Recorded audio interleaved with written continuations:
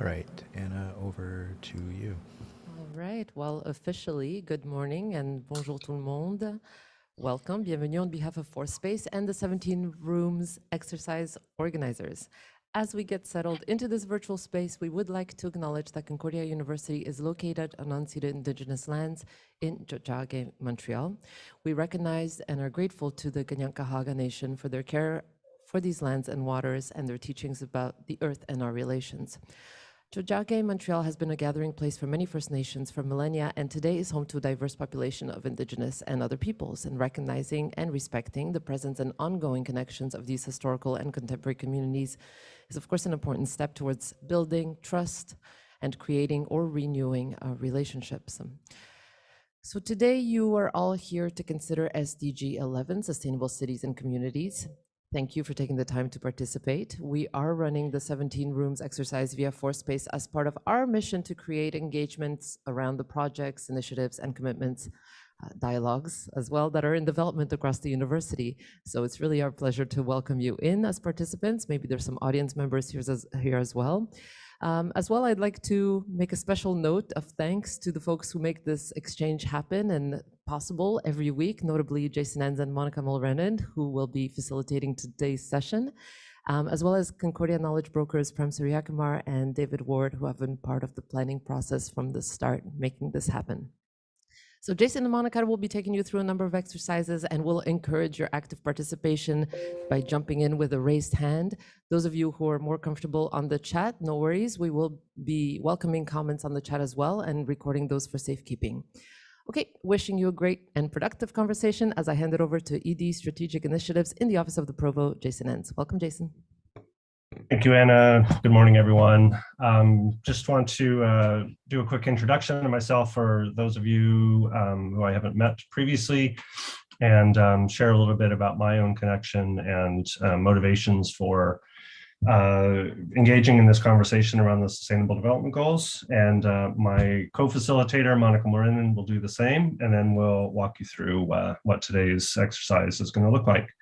So I work in the Provost's office, executive director of strategic initiatives, and my interest in the SDGs is connected to my own PhD work years ago, which focused on how universities enact their commitment to civic engagement. And what I came away from that work noticing was really often the absence of a clear set of shared objectives that universities could work with governments and communities to try to advance.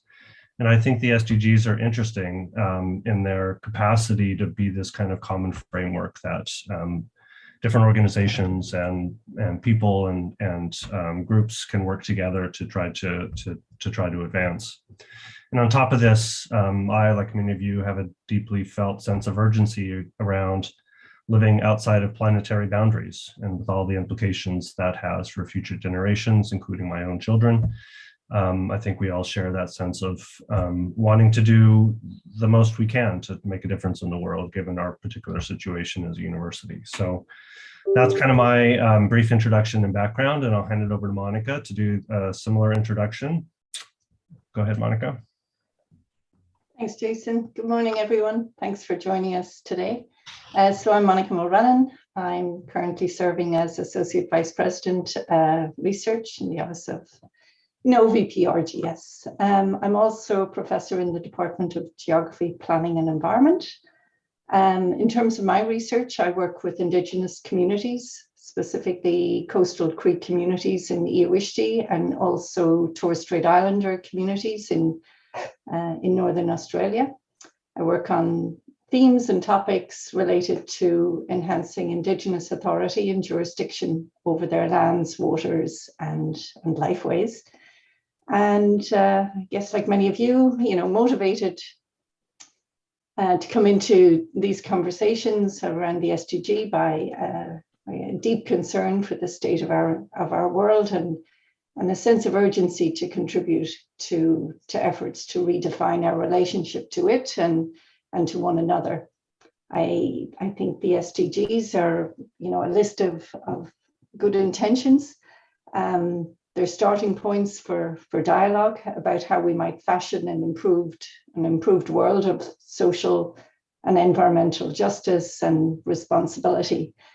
And as Anna reminded us in the territorial acknowledgement, these conversations, they also present us with an opportunity to advance our commitment to reconciliation and our responsibility as settlers and treaty partners. So back to you, Jason. We'll do a tour de table. Great. I'll just ask folks to give a quick introduction of yourself, your role at Concordia, and maybe just a quick word about what your interest is in the SDGs or in the subject matter of sustainable cities and communities. We'll try to keep it fairly brief, just because we have a lot of other things to talk about today. But just a quick sense of kind of who you are, what your motivations are and interests are in the subject. And I'm just going to go in the order I see folks here. So I'm going to start with Craig. Hi, thanks for inviting me. I'm Craig Townsend. I'm the chair of the Department of Geography, Planning and Environment, and I'm interested in urbanization, urban transportation, and the form of growth of our cities, and in particular, measuring that form and seeking ways to reduce the carbon footprint of our cities. Okay, thanks, Craig. Govind. Hi, hello everyone. My name is Govind Gopakumar. I wanted to thank the organizers for inviting me. I'm an associate professor and chair of the Center for Engineering and Society, and I approach sustainability as an interdisciplinary scholar of kind of a social studies scholar, and I think my research has been around the politics of urban infrastructure, primarily on questions of how people access or are marginalized from accessing urban infrastructure.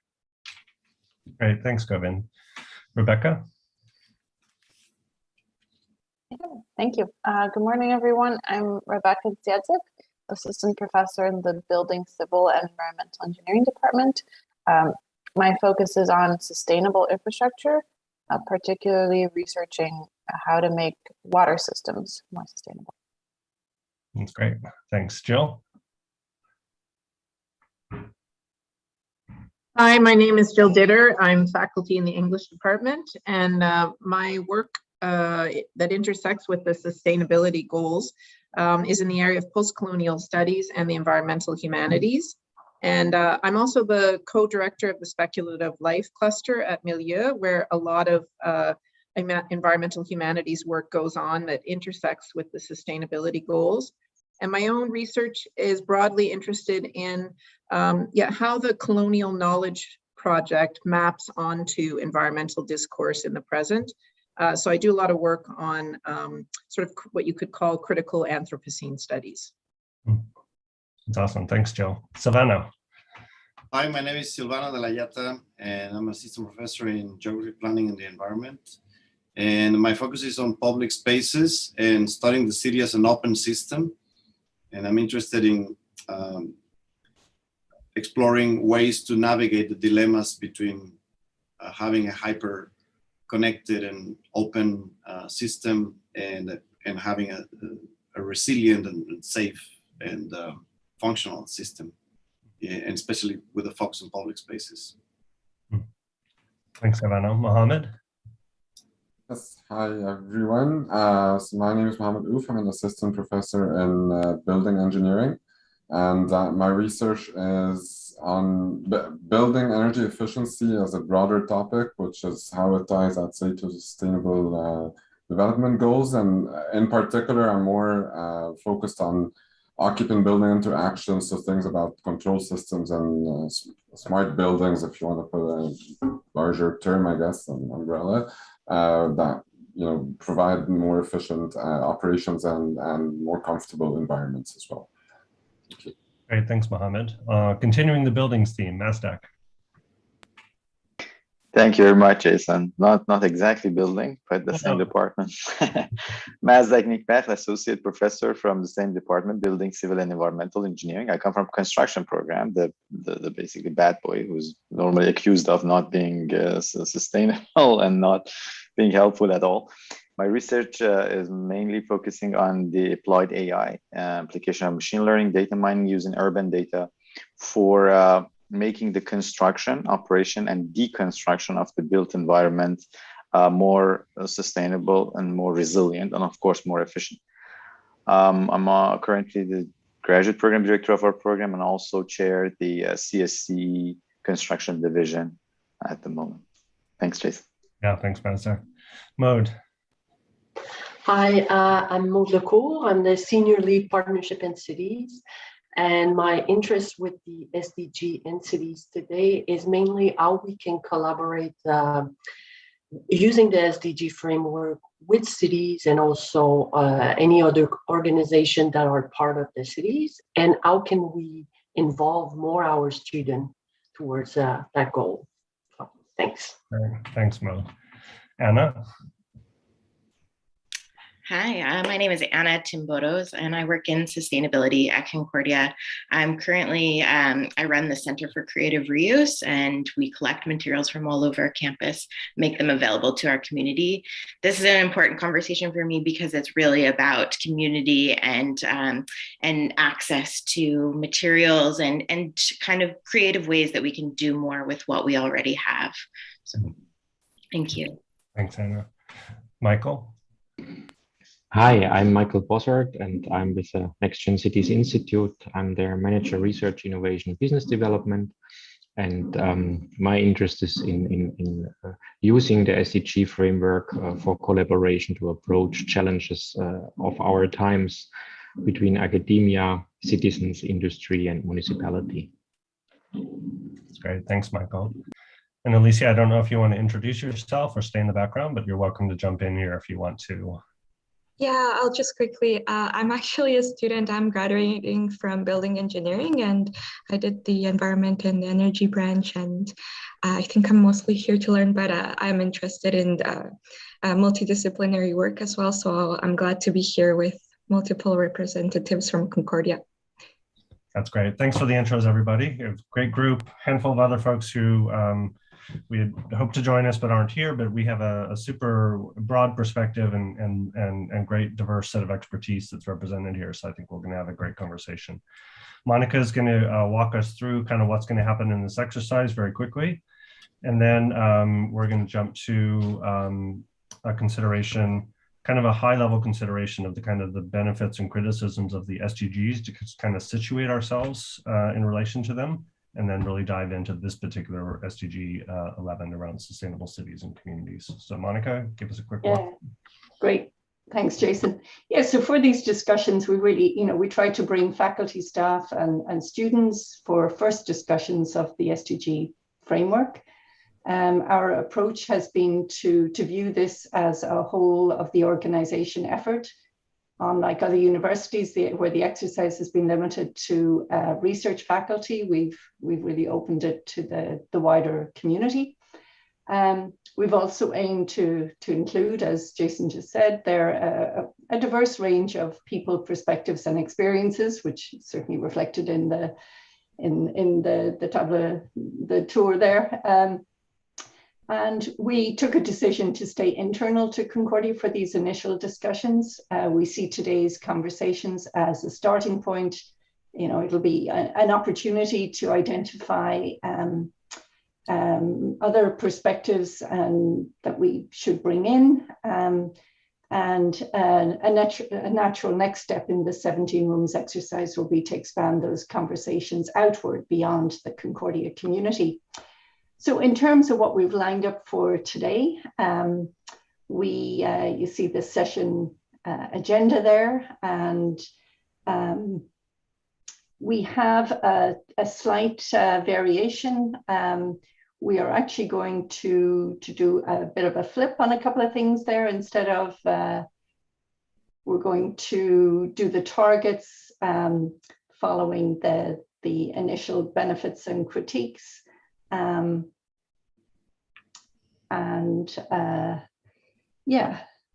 So sorry, just losing track here.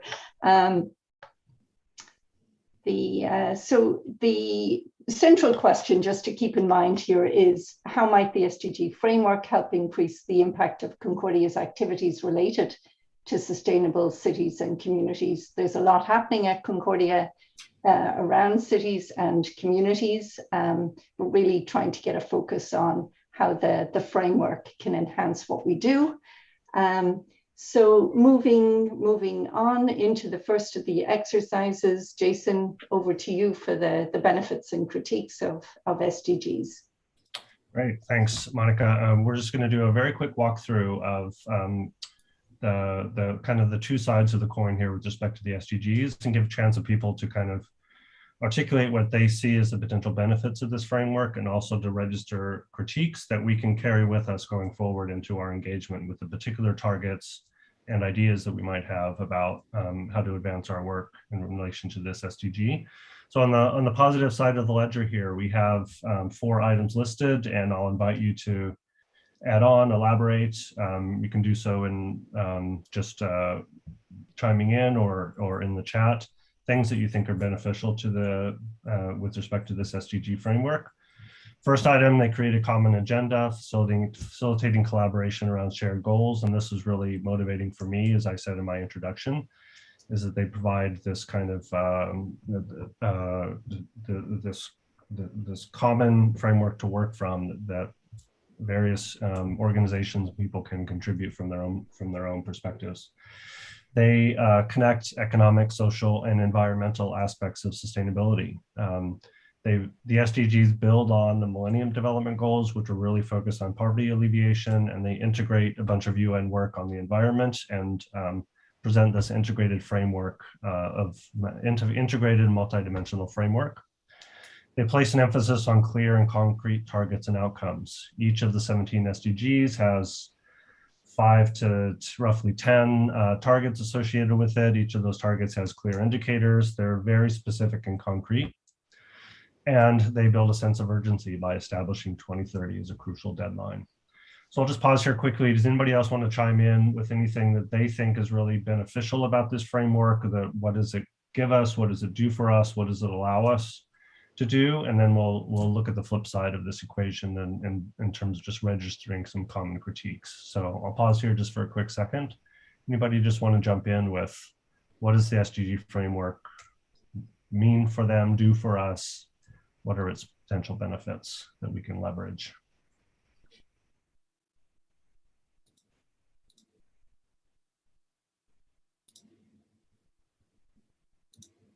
Yeah, Michael, jump in. I would like just quickly to jump in and say, like, it's exceptional that the UN offers such a amazing and quite all-covering framework, and it's amazing in this way because it's a big development from the previous program, the previous framework of the Millennium Goals, which were, I think, 4 or 8 only, and this is really kind of covering everything and linking to each other. My critique points would be that it's from 2015 until 2030, so we are halfway of it, and not so many persons on the street know about the SDGs until today. I remember coming here and mentioning first times the SDGs. Many persons were like, "Okay, and what is the SDGs as well?" So, but I think it's all over the world the topic that it's a decision framework or reporting framework so high level that it still didn't arrive in the childcare. Let's call it like that. So it as well focuses on national reporting, and so cities have a hard time to break it down in the targets and in the indicators to report for cities. And Concordia is making this very big step, important step, and keen step to be a front runner to address SDGs, but I think faces in the same time a hard time to report on each of them and to find measurements or indicators on how to include SDGs, link SDGs to daily operations. Like I know that other universities with big names, they do the same exam and try to link activities of curricula or master theses and so on to the SDGs to kind of track and get good points in the Times Higher Education score. But it's very hard to address all of this. Anyway, it's a noble approach to go for it. It's an urgent approach, and but I think it's national, international, local. We all need to get it more in our DNA to really move something in this decade of action until 2030. It's just my 2 cents or 3 cents. That's more than 2 cents, Michael, and I really appreciate that kind of really comprehensive view of what the SDG framework is and might be for us. Anybody else want to chime in? I'll just note quickly some of these common critiques maybe, and then if you have an additional response to Michael's, we'll register that before we go on. So we'll just flip quickly to the critique side. The flip side of the SDGs being vast and comprehensive is that they are vast and comprehensive. It's difficult to know where to start and how to engage and how to prioritize among them. As Monica alluded to in her introduction and in thinking about who's kind of inside the decision-making about what the SDG framework includes and doesn't, a second common critique is that the SDGs fail to adequately take into account the rights, interests, and perspectives of Indigenous peoples. We actually had a presenter at the Loyola Sustainability and BLSRC conference, LS Sustainability Research Center conference just a few weeks ago, where Danica Littlechild, an Indigenous woman who is now a Carleton University professor, who was actively engaged in the deliberations around the ratification of the SDGs, articulated the very small space they were given to help to negotiate the language in particular SDGs. A third critique is that the SDGs don't go far enough in addressing root problems. They articulate these goals and objectives, but don't really address the things that are causing the situation that we need to address with these goals. And a fourth common critique is that the SDGs are in some cases have the potential to be internally contradictory. How do you pursue economic growth at the same time as you preserve ecosystems and biodiversity? So I'll just pause there, see if anybody else has any other responses to this framework as a whole, and then we'll think more about the particular targets associated with SDG 11, which is what we're convening around today. Mohammed, do I see that you're wanting to jump in? Oh yeah, you can. Yeah, I actually did want to say something. I think it's more both on the critique side and also on the benefit side. But on the benefit side, I do think it's good that there is that overarching framework that can be used to guide a lot of organizations, and whether that's from a national level versus going all the way down to a university or to a smaller organization or entity.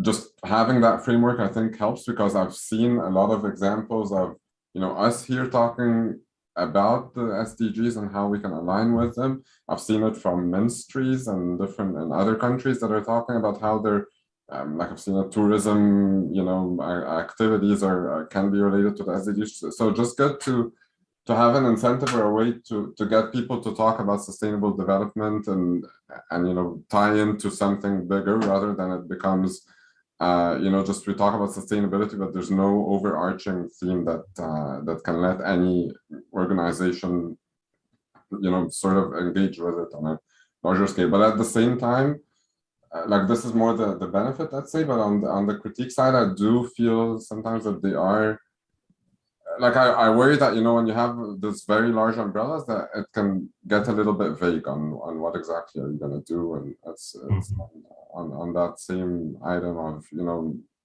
yeah, we can just say that we're meeting, like it is hard to distill down to like concrete, okay, what exactly are like metrics or like KPI or like something that makes that would make it more tangible. I do think there's potential to do that, but I just haven't seen let's say a metric or like I don't know, maybe as an engineer, I just want to see a number or something associated with each like goal and sub goal or something, just to know where we're at, like with a country or something like that.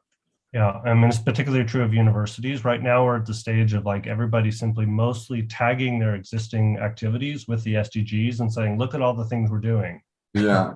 But does that really, does that really constitute contributions towards advancing sustainable development? Yeah, or it might, but it just like it needs to be quantified somehow. And I think this is what I feel it's missing. I think that's great. Thanks, Govind. You have your hand up, and then Jill.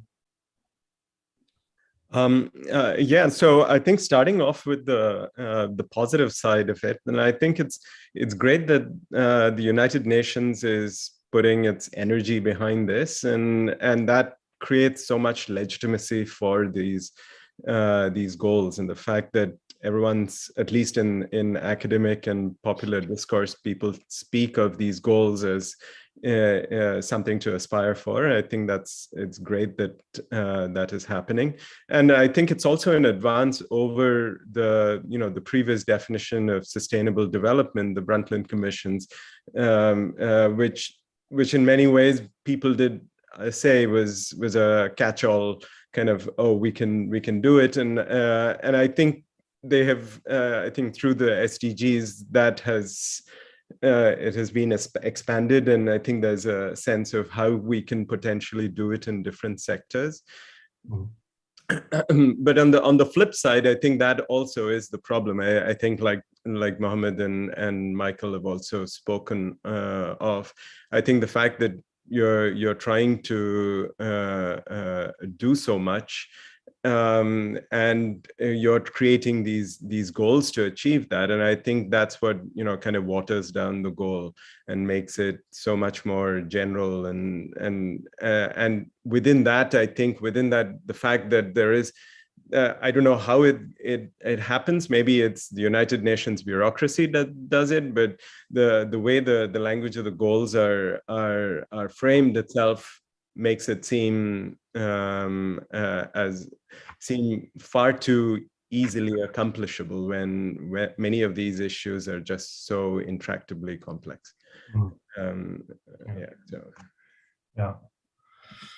Thanks, Govind. So I'll let Jill share her point, and then kind of I just thanks for that, Govind. That got at some of the things I was thinking as well. There's a kind of it goes back to the list of critiques that you already posted about sort of the roots of these kinds of the issues related to climate change. That the sustainability goals, as they appear in these kinds of website postings, don't seem to encourage a kind of historical approach to what are the roots, where has climate change come from, how does it relate to the history of colonialism, and the point about sort of Indigenous concerns as being a major element of that the sustainability goals don't seem to have a way to address. And then I often find when I'm thinking about why is it the sustainability goals don't seem to encourage the kind of interdisciplinary approach that would bring that kind of historical context to these problems. Is it, I can't quite figure out, is it the transparency that the language seems to carry with it that Govind mentioned in his comment? I'm always trying to think about how do we, think about the way these different goals are in tension with each other, the economic, for example, and what it means to live on the land. Yeah. These are all you guys have all nailed this, the complexities of engaging with this framework, and what we're hoping to do in this exercise is do our own kind of like internalization and localization of these goals, and think about, okay, how is it that we can activate and amplify what we're doing that contributes to these outcomes, but doing it from a perspective that we feel is authentic and really grounded, and so on. So that's that's really the point of this exercise, in all these different conversations and in the kind of summary that we'll pull together about how we as an institution want to engage with this framework and what we can do to kind of activate our commitment to advancing the goals and trying to achieve the things that the laudable things that are articulated as things we're trying to the kind of targets and outcomes we're trying to see because of those activities. So that was super helpful and engaging in terms of just kind of situating ourselves. And now what we're going to do as a next step, and this is where we have a little tweak in our agenda, is we're going to dive right into looking at the targets that the UN has articulated for the SDGs, for SDG 11 in particular, around sustainable cities and communities. So as we know, these targets and the indicators associated with each of them were negotiated agreements among UN member countries about how to define sustainable development. So these are articulated in particular for national governments to assess their own contributions and their standing vis-a-vis these goals. So what we propose to do in this first exercise is first to take these at face value and to ask ourselves, which of these targets are most relevant for us as a university and that we feel like we have the most to contribute to. And then second, we're going to take it from we're going to set the UN targets aside and just think, inspired by or informed by those UN targets, what might we articulate for ourselves as our own goals around sustainable cities and communities from a university perspective and from our own perspective as a university with the particular sets of expertise and activities that we have currently. So to answer the first question about which of these seem most relevant to us as a university and that we feel like we have the most to contribute to, we're going to run a quick poll. So there are 10 SDGs here, 10 targets here that are associated with SDG 11. And what we're going to ask you to do is to pick 3 that you think Concordia has the most to contribute to and that are most relevant to us. And if you don't necessarily feel like you have the sense of this from the whole of the institution approach, you can think about your own work or your own kind of network of people who are working on this theme around sustainable cities and communities.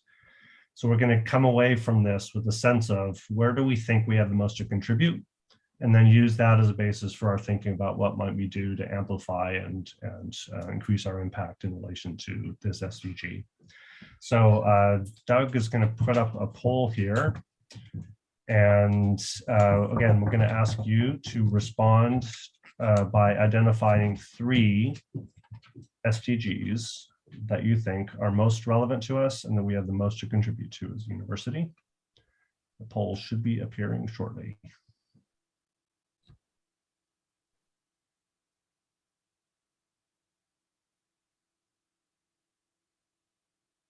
There we go. So we'll take just a couple minutes here for you to scan these. You can increase the screen share to full size there if you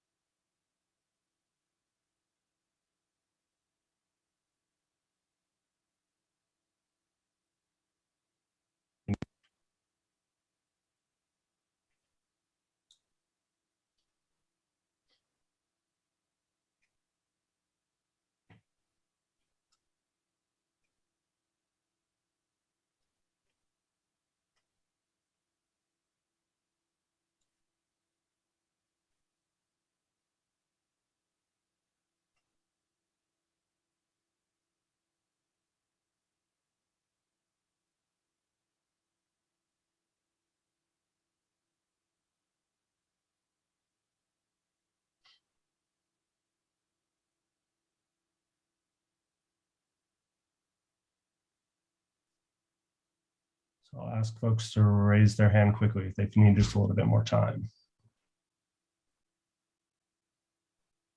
No? Okay, let's see what folks think about which of these we have the most to contribute to or the most relevant for us. Okay, we have one, so 11.6, reducing the environmental impact of cities. Yeah, that's very clear area where Concordia has a lot to say and do, and can contribute significantly. 11.3, inclusive and sustainable urbanization, and 11.7, also a fairly strong consensus and orientation around those two. Safe access to inclusive green and public spaces, that's great. And then a spray beyond that with a response or two around housing, transport systems, adverse effect of natural disasters, national and regional development planning, and then supporting least developed countries. So I'd be interested to hear from folks to see why you chose the ones that you did, why, like make a case for the ones that you think are the most important, that we have the most to contribute to, or make a case for the ones that didn't get a lot of votes here and that you think should nonetheless be part of the conversation in terms of what Concordia has to contribute, or that we have the most, that are most relevant to us. So who'd like to jump in and explain or defend or elaborate on their selections here? Yeah, Maud, and then Craig. Oh, you're muted, Maud. Thanks. Maybe just obvious one. I've looked at it with what we kind of have some power over. Like, for example, the first one on affordable housing. Yes, university can look at the initiative like Utile for a co-op for student residency, but it's not like a huge effort compared to what a city can do. And the government, like provincial and national government. So this is how I picked my top three, even though it was tough because, you know, there's so many, like I didn't pick the public space, for example, but I really think it's an important one. But again, what can Concordia do? Like give access to the green front yard, but that's not much either. So yeah. These are the kind of considerations we're asking you to make. Is what do we have the capacity to where do we have the capacity for impact? Not necessarily exactly most important, because they all have importance in their own ways. Yeah, Craig. So the choices I made had to do with the programs that are offered by my department. So it includes an undergraduate degree in urban planning and a master's program in environmental assessment. So we're contributing to training people. This exercise does kind of highlight to me some kind of awkwardness or shortcoming in this, in that these are high level, these are like nation state goals. And then, I mean, one of the problems with the nation state goals is that at the city level, city infrastructure is very much local. It's designed, paid for, and meets the needs of people in much smaller localities. So there's already that gap between the nation state and the cities. And then we're saying, okay, we're going to take on the nation state goals, but then we do research and teaching. We can contribute to training people to work in local government. That's one major thing that we can do, or expand knowledge that can be provided to governments. But ultimately, I feel like this has to take place at the local level. Yeah. There is that duality of response that we have to these. Is that there may be ones that we can contribute to, even though we don't have responsibility for.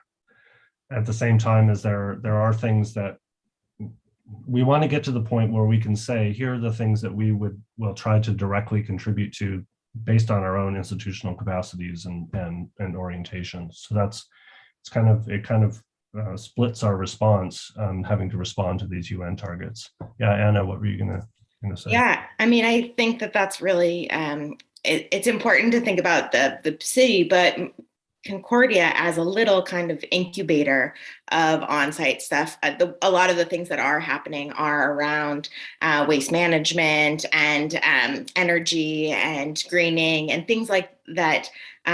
Are looking at these kind of like small ways and setting the goals with the action plan, our own, like plan towards these things. So I think that, for me, 11.6 there is a pretty natural and easy one for Concordia to really say that they're doing concrete steps to pilot ways that could be adapted to larger scale. It is a small city size, 40,000 members isn't insignificant. But when you're thinking about being nested inside of a large city like Montreal, and in the global context, that's not exactly, moving huge markers. But as we, change the ways that these systems work on our small scale, then it will hopefully be able to be replicated in larger municipal scales and potentially global scales. So this one is obviously a part where I work in every day, waste management here at Concordia. So I think that we're able to dedicate resources and energy and research and student education around these particular areas, and there's good progress being made. Yeah, thanks, Anna. Michael? I just think like there are things like low-hanging fruits and like if we go in a next level, it's like Concordia is a city itself, like 50,000 students. I mean, there are not so many cities in Quebec. Like it's a mid-sized city actually already. But university means it's something inspiring. And as Craig said, it's educating the next generation of decision makers, leaders, like catalysts. So it's like, I think the role is not directly if we can provide green spaces or maybe block the Maisonneuve in parts to make it a nice experience. It's more like to inspire persons and to show them in a small scale, in a controlled environment, possibilities they can upscale and transfer to other things. And I think it's really the inspirational part we should concentrate on, that the city does not have. And if we partner up with citizens, industry, municipalities, then we can really create this knowledge transfer and accessibility to show persons this. And I think that the 17th goal is collaboration. So it's really about this, like not just to think in the box all the time, but to speak at least with the next box close to you. That's great. Thanks, Michael. And NASDAQ. Yes, all great ideas and inputs. I'm here more to learn. But I just wanted to mention that which SDGs Concordia can contribute most to is a very valid question. And what approach Concordia is taking is also at the same time very, very valid question. So are we taking what is the role? What is the mission that Concordia is going to define? Is it development of quantitative metrics, like what some of the colleagues Mohammed mentioned, and I can't agree more. Of course, being an engineer, we think about quantitative all the time, or experiential or experimental or training. So that's only the 2 cents that I wanted to add to the conversation. Yeah, that's super helpful, and that's a great segue to the second part of this exercise that we want to do, and that was to ask folks to think, if we were to, so like setting the UN targets to the side here for a moment, recognizing the limitations of those being articulated as national government oriented. If we were to be writing our own targets, what might those be? Would we articulate them in a different way than the UN has articulated these targets? And what might we set for ourselves as our kind of like, here's what we're working toward as an institution around sustainable cities and communities?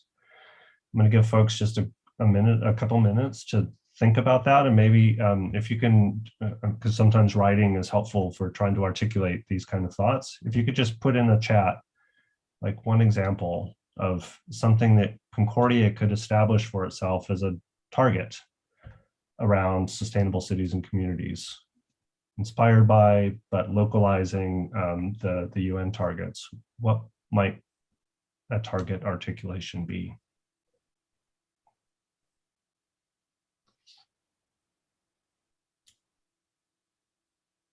What might we aspire to and set for ourselves as a goal around sustainable cities and communities? Recognizing also that we have a sustainability action plan, we have lots of things on the go already. We have the work of the Next Gen Cities Institute, which we'll hear a little bit more about shortly. But if you were just approaching this question with a blank slate. Welcome, Ursula. Thanks for joining. Yeah, sorry for being late. Oh, no worries. Just glad you were able to make some time. We're just asking people here to we're taking 1 minute to, in response to the UN targets associated with SDG 11, articulate if we were writing our own targets for ourselves around sustainable cities and communities, inspired by but localizing the UN targets, what might we set for ourselves as a target that we would want to orient our work around and contribute to most directly? Jason? Yeah. Could I just say, would it be possible for you to put up the targets on? Oh, yeah, sure. We'll do a share. I don't know if it's Anna or Doug. Can you do a quick share of the target slide? There we go. Thank you.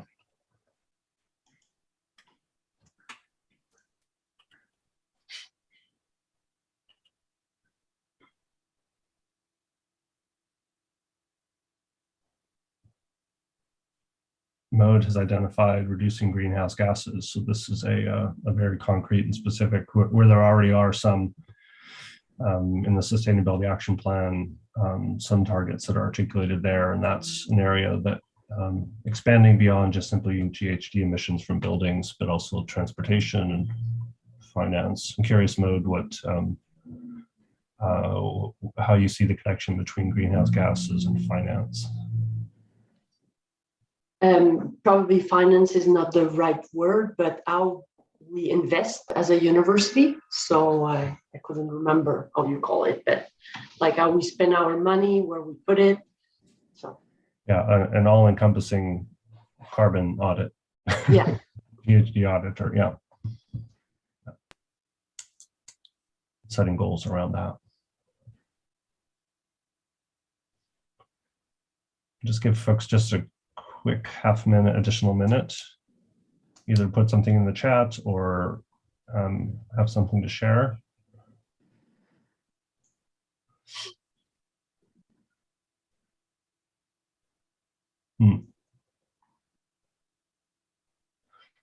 Jill's focus is on education and anti-colonial, anti-racist approaches to approaching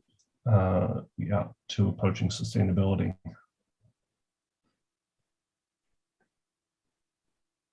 NASDAQ around creating test beds for experimentation, including experiential learning. And a similar kind of orientation around Michael's ideas about transferable solutions and experimental spaces.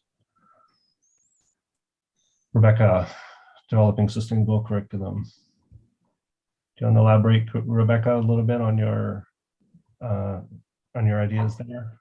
How do you see that? Yeah, well, it was pretty broad, but I was thinking from a university perspective, I think there's some talk of bringing sustainability into the curriculum, but that can be pretty vague. So because we're in engineering, I think we have the ability to teach our students certain approaches and give them proper tools that when they're in the workspace, they know how to navigate and how to sell those approaches and show that they're still feasible. And then on the research side, we have the ability to do pilot small projects, as I think Michael and NASDAQ were saying. Yeah, Craig, you had you, Joe, and Rebecca all had suggestions there about that have to do with curriculum, programs, coursework. you see the opportunity to identify courses that have significant engagement with the goals. I think the idea there is to make them visible to students in terms of their own selection and charting their path through the courses. Is that the idea? Yeah, that's what I was thinking of. And having more than just a cursory or quick, okay, and I already do this in like my introductory class on urbanization. I quickly cover it, but maybe there's a need to integrate more engagement with it and what it means, and more than just 20 minutes in one lecture. Yeah. Maybe a larger part of the course. Yeah. And Jill, your contributions, one is around curriculum and training, curriculum and sustainability education, and the other around interdisciplinary methodologies with this historical context, which you've mentioned previously. If you want to elaborate on that. I was just thinking that we have such a strength in interdisciplinary research at Concordia and I know that we are working in different ways towards addressing the sustainability goals in that way. And I just would like to, put that front and center in terms of all of our approaches to the sustainability goals. And I don't know what it means for it to be truly interdisciplinary. I think that's something that we need to talk about. The scientists need to be in a really rigorous dialogue with the social scientists and the humanities scholars.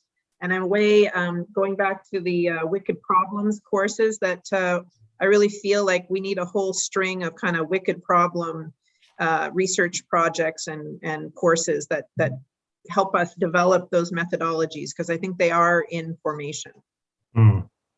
That came up in yesterday's. We had to reschedule the session on gender equality because the folks who were originally signed up weren't available on that given date. And that was exactly the example that one of the people who had run one of these experimental courses had said that she'd like to see revived. Very interesting. I'll just take note quickly of other things that people registered to hear. We want to make sure that we have a little bit of time to kind of look at the existing Concordia landscape before we dive into the next part of the exercise, which is what might we do to, and we're already somewhat going there with some of these comments, what might we do to activate this commitment to the SDGs around sustainable cities and communities? But I just want to, so I'll just go through quickly the additional items here. And then we're going to take a quick break, and then Monica is going to walk us through this sample of Concordia activities. So we have Ursula made a comment around working with students on projects internal to Concordia campus living lab work, which you've already built a proposal around that we're hoping will continue to move forward. I don't know if you want to make any comment around that. Or your other suggestion there around 11.7 around public space. No, that was just a separate conversation. Yeah, I mean, I think I'm really interested to work on real cases where we change something, and whether it's on our own campus. And I think that there are already quite a lot of actions and around the sustainability plan, but I think we need a sort of more organized, more coherent, larger strategy of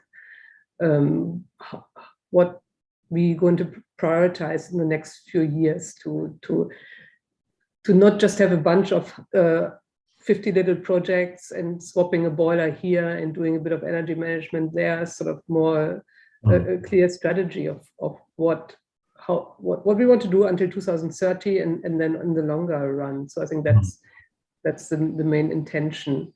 And the other stuff, I mean, what Silvano put in, and that was also my idea of the gray nuns. I mean, the public spaces are not really used that much for bringing in people in these conversations. I mean, ForSpace is probably doing the best job on that line. But it would be great if we would have much more activities around the topics in all kinds of settings. I mean, in the gardens, but also maybe on the streets. I mean, we have been talking about pedestrianizing the streets, or we should try to talk to the city of at least for events or so. It would be great to see multiple events in the public spaces around the downtown campus. Govin, thanks, Ursula. That links to Govin's point about inclusive urbanization in downtown Montreal. There's a clear connection to that. Being a presence locally in the public spaces around our institution and in our proximate environment. Good. I think we've covered all the ground. Anybody want to chime in here with anything else with respect to targets that we might set for ourselves? Again, there's some of the ideas. Some of these entries here in the chat are already bleeding into the what might we do space, which is where we're going to go next.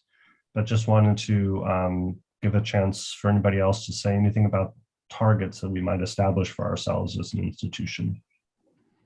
Could you put maybe, Jason, the summary of the comments that you put before, just to the slide that you put before, just briefly to of the targets, or there's a slide up about the Concordia landscape as well. The targets, I think, those. Oh. So maybe. Yeah, that's where we're going next. I'll hand off to Monica okay. to kind of walk us through this. We're just going to kind of make a quick pass. This is just to acknowledge at a very high level all of the broad range of things that are already happening at the institution, just as a way to remind us that we have a lot of things to build on. And the question is kind of like, how do we leverage all of this to really amplify our impact in relation to the sustainable cities and communities? Monica, I'll pass the baton to you, and then thanks. All right, thanks. Silvano, is that the slide you were looking for, or was it actually the summary of the poll? Yeah, no, it was this slide to kind of maybe draw from that. When we do this exercise, we often spend more time on it. I don't think we need to spend much time on it today. It's really just before the brainstorm to take a quick look at the Concordia landscape in relation to sustainable cities and communities. And for those of you who are less familiar with, some people have been here quite a while and they know what's happening, but I think it's a useful reminder of the many activities that are happening. But of course, this is mostly within, and already in the chat, it's clear that the connections beyond Concordia are absolutely essential and very much top of mind for so many of you. But the way this is organized, so we have the research units and initiatives. We have we've really taken fairly high level. So we're looking at research institutes, we're looking at program level courses in the middle column, and then we're looking at other various initiatives, offices, services that we offer. But what we have here are things that have a fairly high level of discoverability and visibility, but there's so much happening beyond those. But what we want to do is, in terms of how useful this map is really just to remind us of what is going on. But I think given the central role of Next Gen Cities Institute, maybe if I could call on Ursula or Michael to speak just briefly to what's going on within that particular institute, just for the benefit of perhaps participants who are less familiar with it. So if you could take us through a quick overview. Maybe Michael's situated to do this. We had some exchanges in advance of this conversation. Great, Michael. Maybe just list a couple, 2 or 3, 4 of the kind of high level main initiatives that the NGCI is engaged in. Thanks for giving the floor to me. I think that the highest level is that we try, Ursula is very engaged with a partner to set some infrastructure up on urban level to really push pilot projects in the city, and working on demonstrating innovative solutions, and together with really key stakeholders to go in the city and stop talking, just doing. And another initiative is like to really set up on campus, to make the campus as a living lab, to really demonstrate as well what we are capable of and how we can bring our own resources, knowledge together and show others, and not just tell everyone what they should do better on the world, but we can do as well on us. We create a tool that brings together very complex simulation surroundings from research institutes, match it with digital twins of cities, like basically 3D buildings and infrastructures. And the idea is to make it a tool that helps bringing everyone on one table and discuss alternative scenarios and create together win-win situations. So, and to think about alternative realities, to imagine, because for many persons it's too abstract for what planners are doing on plans. They need to experience it 3D or on a video, or they with virtual reality or anything like this. So this is it's one of the flagship projects. So this is just to mention now 3. There are many others going on, and I think a key topic is really to bring persons together. This is maybe the overarching thing of the institute itself. It's an umbrella for conversation. Thanks, Michael. And of course, I mean, the emphasis given to partnerships within the framework, the SDG framework, is really significant too. And you're obviously embodying very much that within the institute. We recognize as well, I mean, from the chat, that there are certain things missing within the mapping that we've done. Maybe we could see that once more, that slide.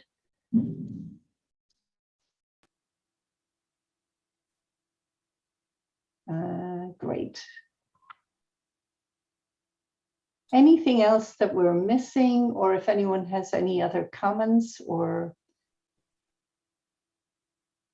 Savannah does, yeah. Yes, I think just following up on Michael's and Ursula's comment about, well, on the one hand, like taking advantage of our public spaces and turning them more into urban laboratories where people can join the conversation, where the research and knowledge that's being produced in the university bleeds into the larger public spaces and to the citizenry, and vice versa. That all the citizens also kind of nurture our and enrich our research.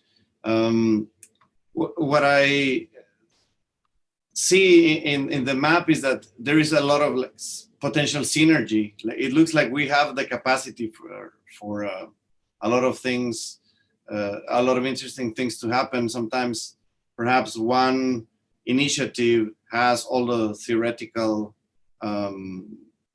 necessary knowledge, and then perhaps another has a very practical side, I don't know, like the Art Hive and City Studio and so on, or the Center for Recycling and Reuse and so on. Others are more working on other things that are, like I said, more theoretical. I feel like it's a work of connecting those dots, and it feels like there's already some potential to unfold here. Like I can imagine even like a sort of a what do we call those maps that you connect, like a mental map, connecting things and clustering things, like Michael said, like basically just clustering together initiatives that combined together can be more than the sum of their parts. Sure. Thanks, Savannah. Yeah, those synergies can really be so much greater when we make those connections. Govind? Thank you. I just wanted to add on Silvana's point, and I just wanted to congratulate those who took the time to create this landscape. Maud, when and I think she's here on this call. Maud had done a job of kind of doing a landscape of actors involved in cities-related research, cities and community-related research, I believe. And she might have a lot of, it may be a few years old now, but she had done a lot of work and polled a lot of us in trying to create those kinds of connections and developing it, like Silvano said, into something that is a kind of a visual kind of connection between different entities. And I thought that was an interesting thing and maybe something to draw upon also. Great, thanks for that, Govind. I don't know, Maud, if you wanted to make a few comments. Thanks. Yeah, not much to add. It's true that I've done a bit of the same landscaping of what was going on at Concordia. That was before when we used to call it cities cluster instead of the institute, and now become the institute. But I guess the pandemic didn't help. Like, I don't know if you remember, we had also some event like where we had a chance to mix and mingle amongst the different field of research related to city. So hopefully maybe we can do an event like that next year. No. Yep, we're certainly all looking forward to those opportunities. I just wanted to also flag that within the package, there was that list of the publications. I'm not sure if we have, oh yeah, here we are. And you'll see there for SDG 11, we have 134. I mean, you know, that's based on a keyword search using Scopus. It obviously captures only a small part of what's going on, and so much more that a lot of what we're interested in doing is going beyond that type of research output, but obviously important as well in terms of certain metrics, which is a theme that comes up regularly in these discussions.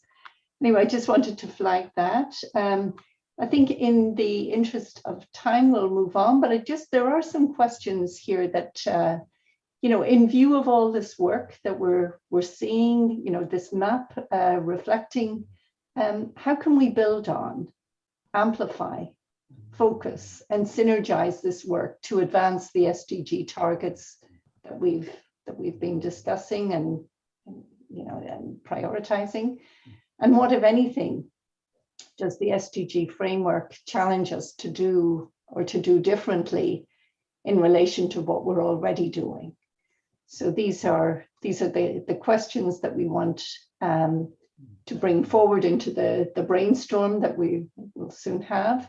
And we're thinking about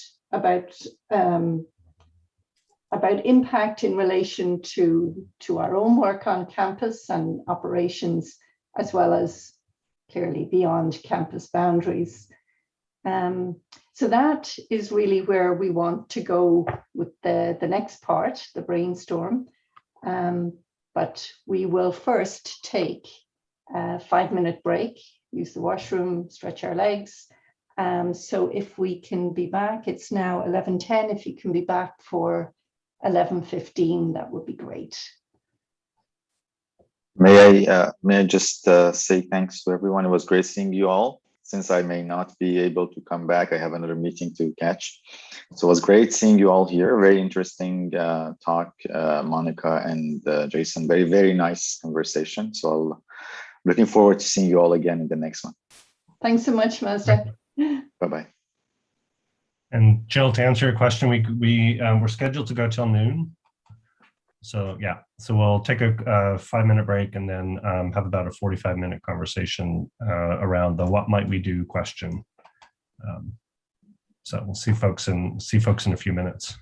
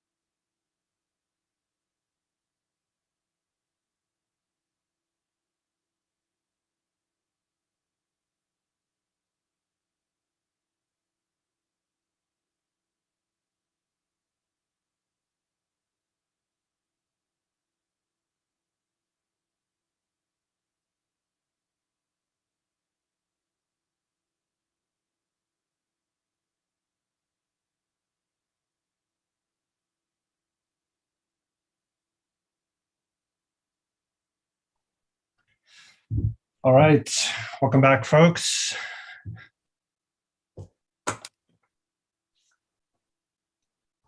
We'll resume our conversation when I see folks have turned cameras back on and we're ready to go.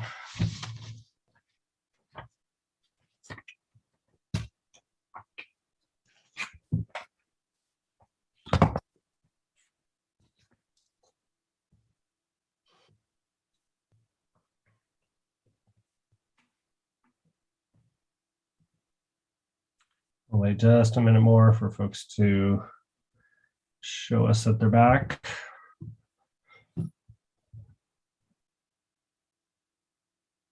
Super. So what we're going to do now is we're going to, because we're roughly large enough, it's a little bit too large for a whole group conversation. We're going to split in two and have smaller group conversations. And really what the focus here of this last bit of time that we have here together today is to really identify some specific undertakings that we might commit to, orient ourselves around, use as our kind of organizing principle to really leverage the vast number of things that are already going on at Concordia in relation to this SDG framework. And so what we're asking you to do in these conversations, the conversations that have effectively already started in our chat around targets, is what are the things that we might do to advance movement as an institution toward the kinds of targets that we identified in our earlier exercise that Concordia has the most capacity to contribute around.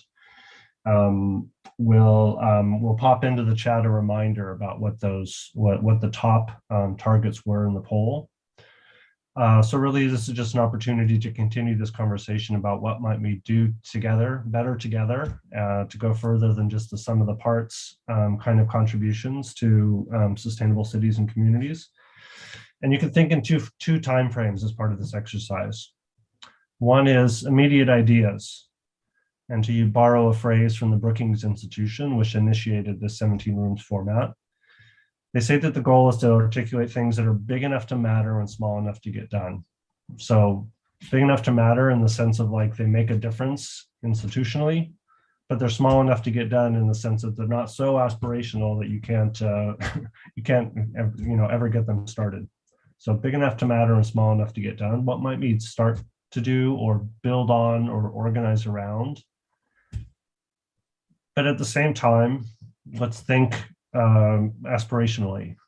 What also might we set for ourselves as a big goal in the 2030 timeframe?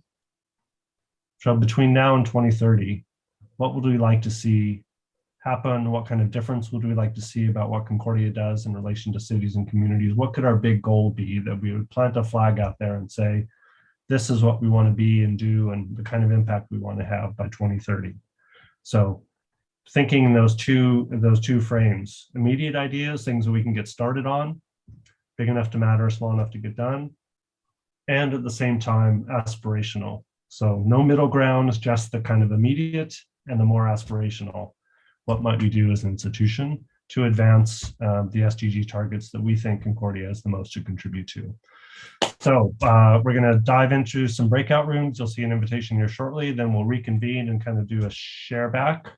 We'll take about roughly 15 minutes. So this is really kind of a rapid fire. Let's get some ideas out there. Let's see what we can come up with in terms of kind of like and we're not looking for consensus, but things that energize people and that they really think are interesting and that we can focus on. We'll come back, do a share, and then figure out kind of like what we have that we would really want to make our orientation here around sustainable cities and communities. So we'll have the folks, either Doug or David, break us out into some breakout rooms, and we'll reconvene in about 15 minutes or so. Okay, I've opened up all the breakout rooms. You should get an invitation. We can always come back to the main room though. Thanks, Doug. And anyone else, just let me know. We'll go to one each. Is that the idea, Jason? And we'll identify as a rapporteur for each. Yeah, I think Doug will push us there. Is that right, Doug? I can, yes. Oh, okay. I didn't know. I don't see a breakout room I'll option. just, Choose. I'll push you to them and come back if it's. Okay, sounds good. Monica in one and I'll set Jason to the other. Thank you. David and Prem. Yes, please, Doug. Okay.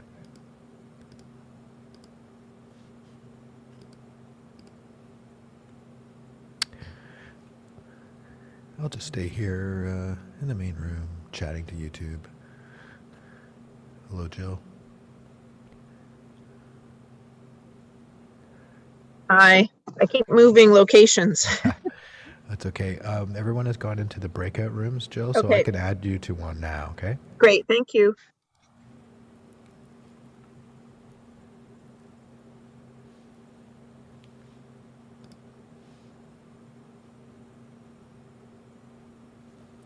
You should see a message. There you go.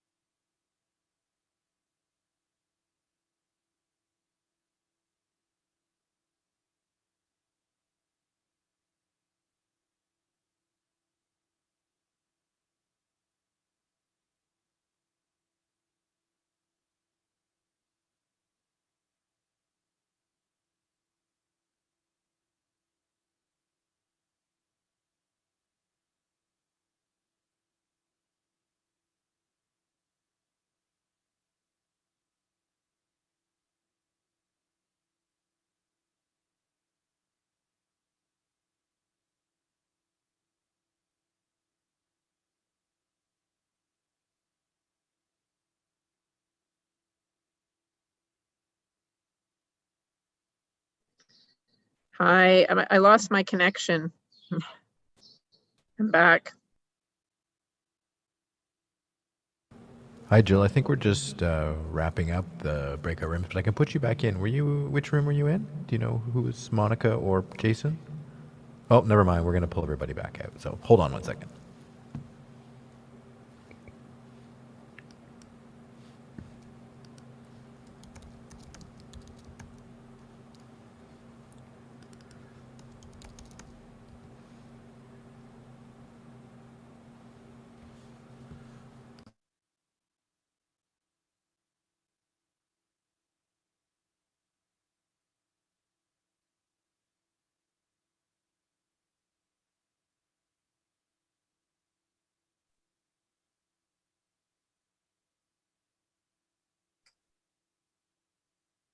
All right, welcome back, everyone. Wait till everybody reappears here.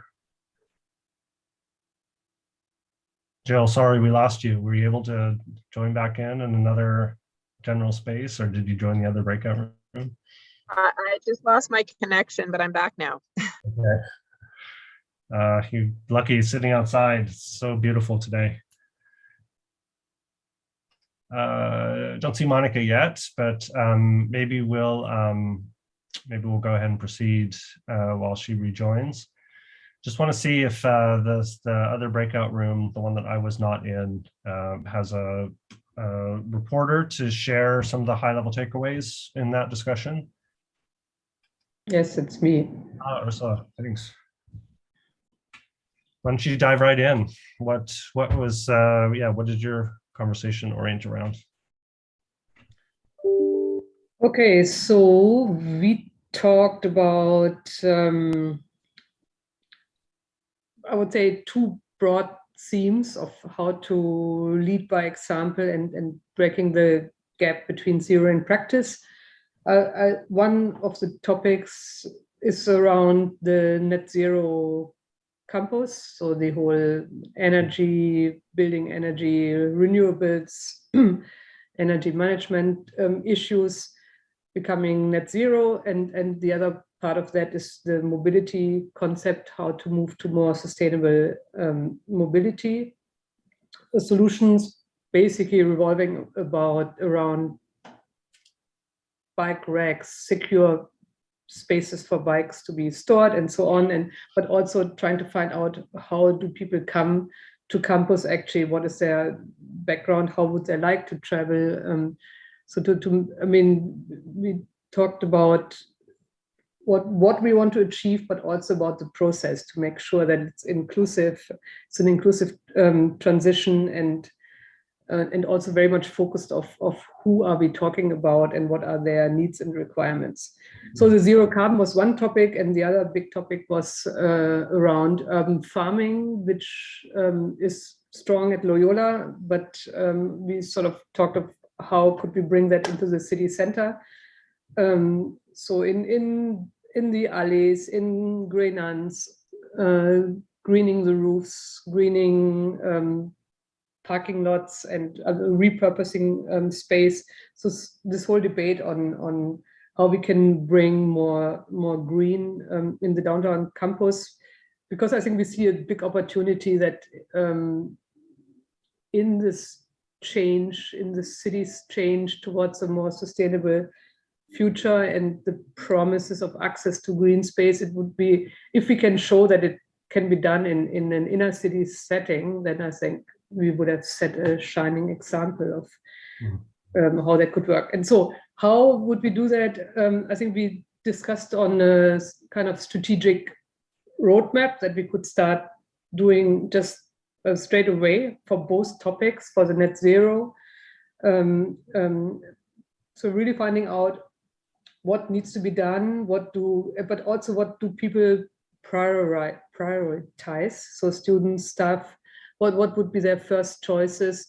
And so we thought it would be really good to have a kind of platform to bring in all these different opinions. So use our digital tools, or the gamification, or Minecraft, or even physical replications of these models, the work that Silvano is doing, to get a sort of very transparent and public and easily accessible integration of multiple stakeholders in these concepts of change. So that's more the tool section. So what kind of tools could be used to have people play with scenarios? I mean, whether it's, as I said, interactive games or more material sort of real representations or more artistic representations on campus to play with these kind of scenarios. And yeah, I think that's it. That's what I remember from the conversation.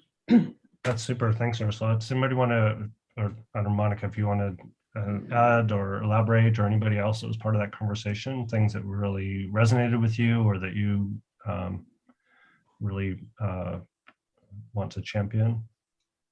No, I think Ursula did a great job. I mean, we talked about the different time frames and the process, and it was great. A really exciting brainstorm, actually. I don't know if there's others in the group that wanted to add anything, but thanks, Ursula. Good.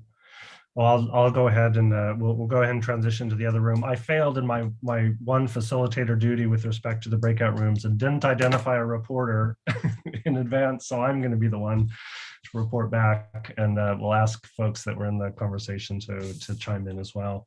Our conversation had two main orientations, and one had a similar focus on the kind of campus planning and campus as a test bed orientation. There was a clear consensus there, with the opportunity, in particular right now with the development of the campus master plan, to really push the envelope and have more participatory opportunities for folks to contribute to a not just good enough campus master plan, but one that was really exemplary and with respect to how we integrate sustainability into our own footprint in the city, either downtown or at Loyola.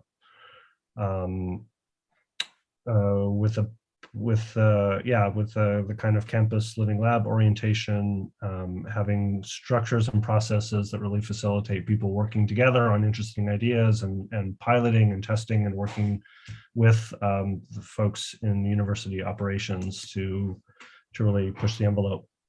And the second orientation was around education, opportunities related to education, whether that's with respect to developing and launching new program ideas, or following through on ones that are already in the pipeline, so to speak, that we haven't yet launched, but hope to, that have a relation, that kind of advance opportunities for students with respect to environmental humanities and cross-disciplinary forms of sustainability work that, say, integrate a new, is it about to be launched bachelor's program, Craig, or that integrates climate science, biology, and chemistry, or I can't remember exactly what the time frame is. It started this year, so it's the BSc, and I'll send you a link, but it's the BSc in Environmental and Sustainability Science, right, with 3 streams in 3 departments.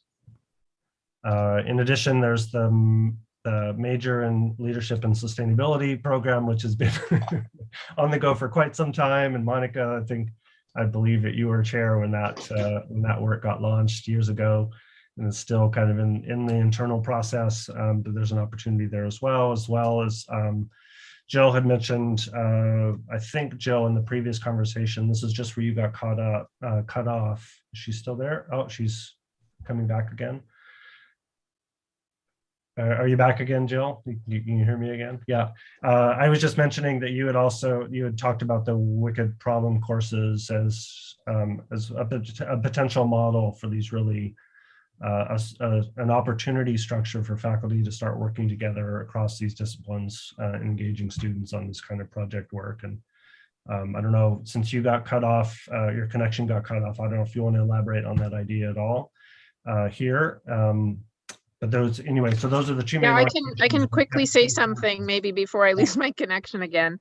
I thought those projects that were sort of scheduled to run just before the pandemic hit were, rich opportunities for exploring, different pedagogical models and collaborative approaches and interdisciplinary approaches to, it seems like sustainability is a perfect area to have those opportunities. And I know the provost office was funding them at that point.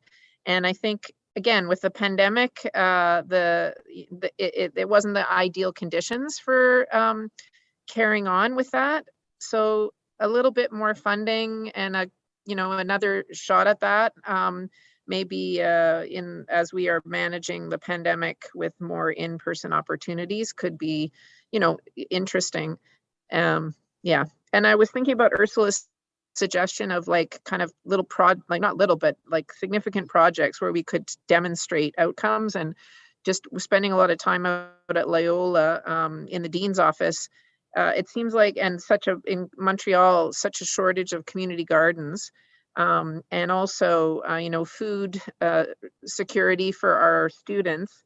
That seems like an amazing space and opportunity for, let's see, rising inflation. How can community gardens provide food security for our students? Super. Good. I'm just taking note of that here quickly. Anybody else? Yeah, go ahead. Go in. Sorry if I just wanted to jump off on add on to what Jill just said, because I think the wicked problem orientation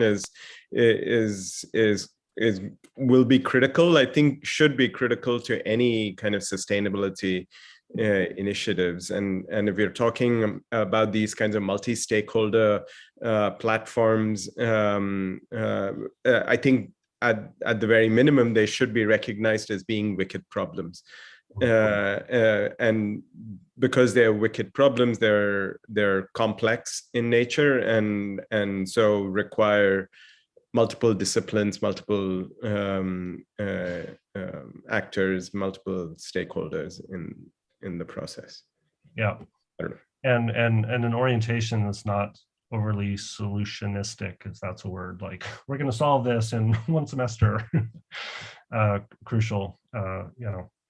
Yeah. So anybody else have a last comment they want to kind of get on the books here before we just have do our final wrap up about ideas, about orientations, about what Concordia can do as a planting our flag around the sustainable cities and communities theme?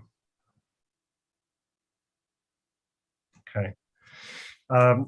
Huge thanks to all of you for taking time with us, 2 hours on this beautiful Friday, to talk about this important work, to help us figure out as an institution how we want to engage with this SDG framework and how we can really amplify and develop new synergies and have a greater impact with respect to sustainable cities and communities.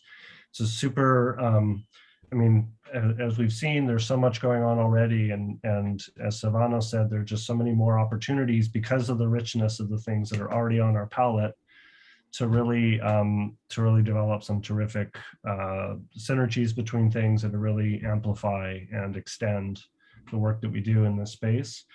As we noted at the beginning, this is one of 17 conversations on 17 distinct goals that we hope to use these conversations to really help distill and identify opportunities for Concordia to really deepen its engagement with this framework and to be exemplary in how it undertakes to build a more sustainable city, world, and city and world.